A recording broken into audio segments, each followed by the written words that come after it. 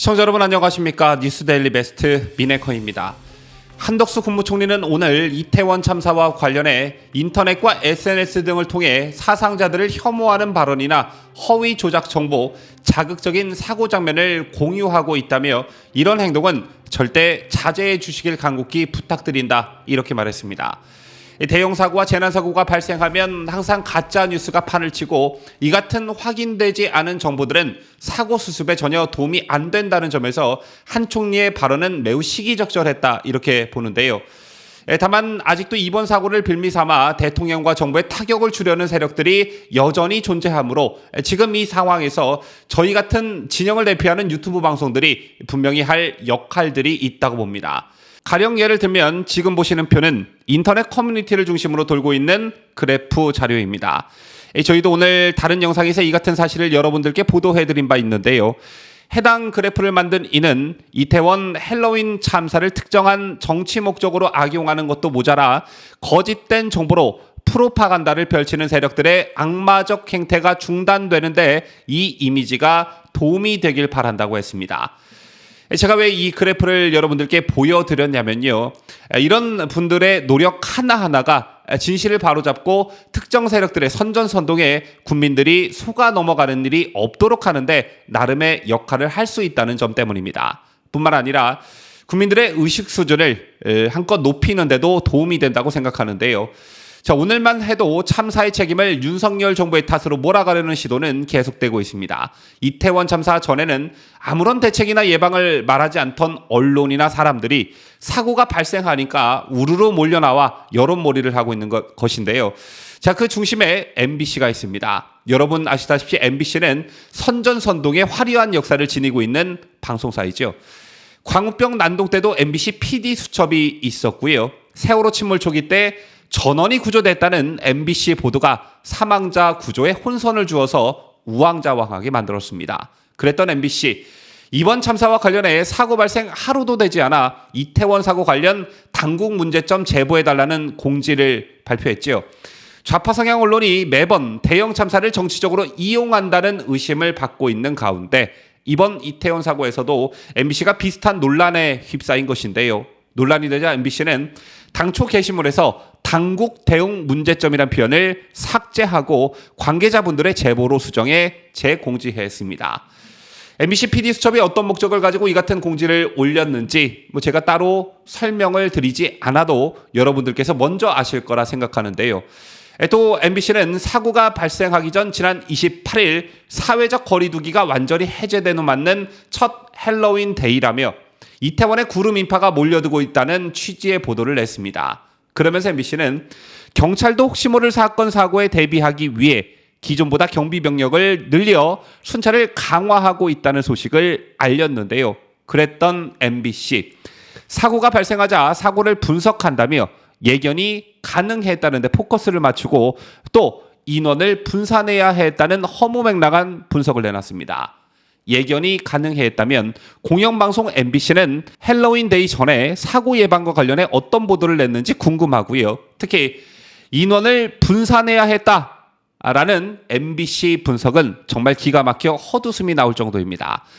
헬로윈데이를 맞아 즐기기 위해 이곳에 모인 사람들을, 특히 젊은이들을 경찰이 무슨 명분으로 당신은 이곳에서 놀고 당신은 저쪽 가서 노세요 이렇게 할 수 있는지, 또 경찰이 만약에 그랬다면 젊은 층들의 반발은 불보듯 뻔한 일이었죠.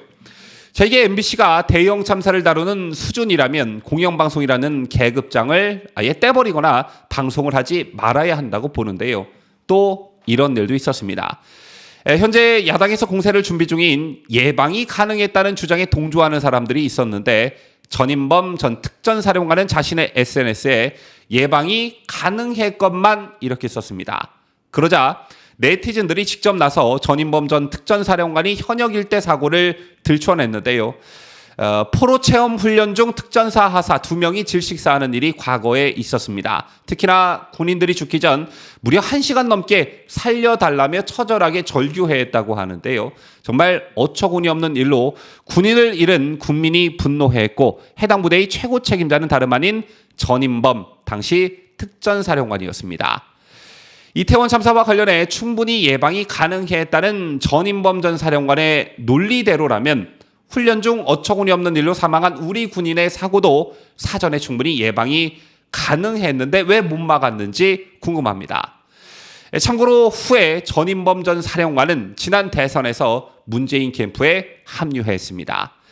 전인범 사령관 외에도 이태원 참사 후에 종편 등에 나와서 몇 마디 한다는 패널들의 말을 가만히 들여다보면 결과론적인 말들 하나만한 소리를 하는 사람들이 정말 태반입니다.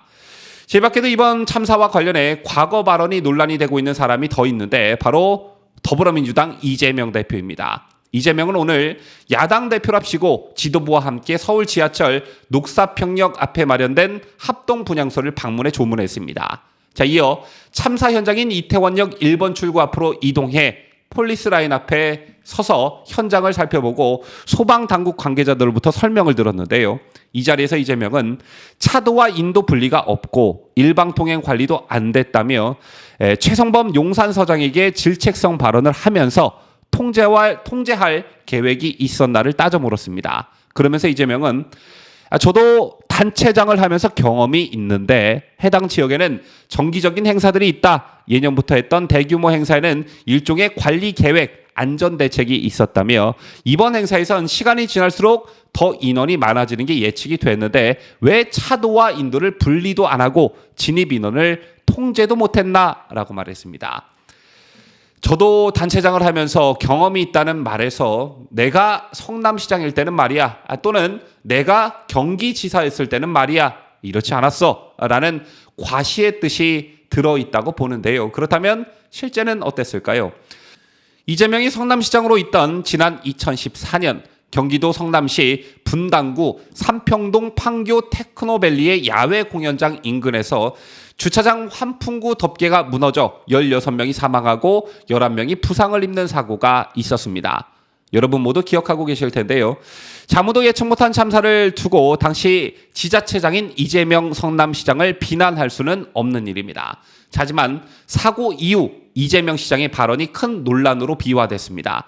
당시 이재명 시장은 사고대책본부가 꾸려진 경기도 성남시 분당구청 내에 있는 기자실을 찾아 행사를 치르려면 성남시의 사전 승인을 받아야 하지 않느냐는 기자의 질문에 원래 승인을 받아야 한다고 답했습니다. 자, 이에 승인 여부를 확인하지 않고 행사가 진행된 데 따른 성남시의 책임을 묻는 질문에는 뭘 체크를 안 해라면서 오늘 와보니까 그러고 있었다. 이렇게 책임을 주최 측으로 떠밀었습니다. 또한 이 시장은 희생자가 후송된 병원을 찾았느냐라는 질문에 병원은 내가 가서 무슨 도움이 되겠느냐며 짤막하게 답했습니다. 판교 테크노밸리 축제 행사 입간판에는 분명 주최자의 경기도와 경기과학기술진흥원 그리고 성남시가 명시돼 있었는데요.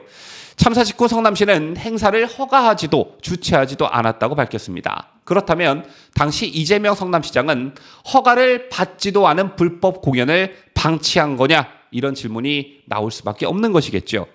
또 많이 알려진 사실이지만 경기 이천 쿠팡 물류창고에서 화재가 발생했던 날 황교익과 떡볶이 먹방을 한 게 드러나 큰 비판을 받은 바 있습니다. 이태원 참사와 관련한 기사들에 달린 댓글을 가만히 들여다보면 특정 성향을 가진 사람들이 보도 내용과 전혀 관련이 없는 이재명을 결부시키는 댓글들을 쉽게 찾아볼 수 있습니다. 예를 들자면 행정 능력이라면 최고인 이재명 대표가 서울시장을 했더라면 또 대통령이 됐더라면 마치 이번 참사가 일어나지 않았을 거라는 허무맹랑한 주장들인데요. 아직도 대한민국엔 무언가에 빠져 사경을 헤매는 사람들이 참 많은 것 같습니다. 지금까지 저는 자유대한민국을 소화하는 뉴스데일리 베스트 민앵커였습니다.